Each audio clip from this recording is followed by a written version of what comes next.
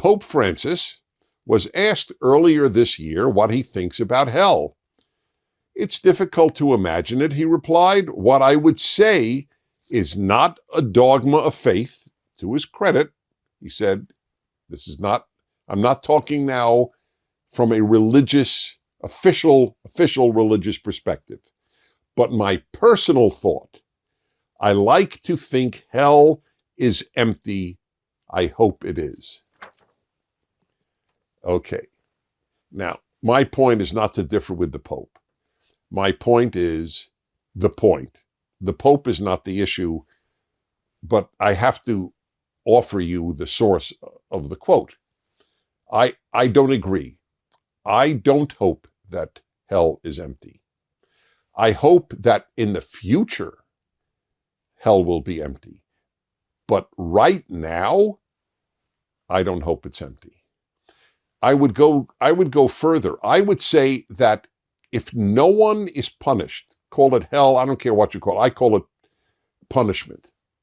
I don't have an issue with the word hell, but if no one is punished for evil, then I would cease being a religious person.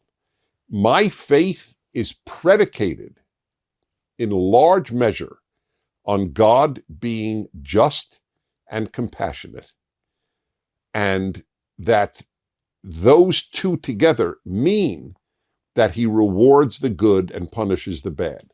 I'm not going to get into the theological question of faith.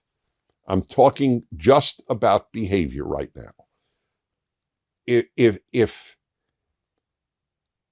Mao, that sadist who slaughtered 60 million, caused staggering suffering to 1 billion people, if he has the same fate as, let's say, Dietrich Bonhoeffer, the Protestant pastor in Germany, who disagreed publicly with what the Nazis were doing to the Jews, and the Nazis executed him for it.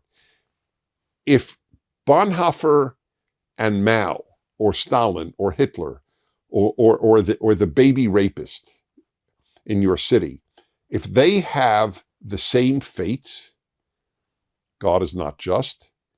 And in fact, if God is not just, call me an atheist.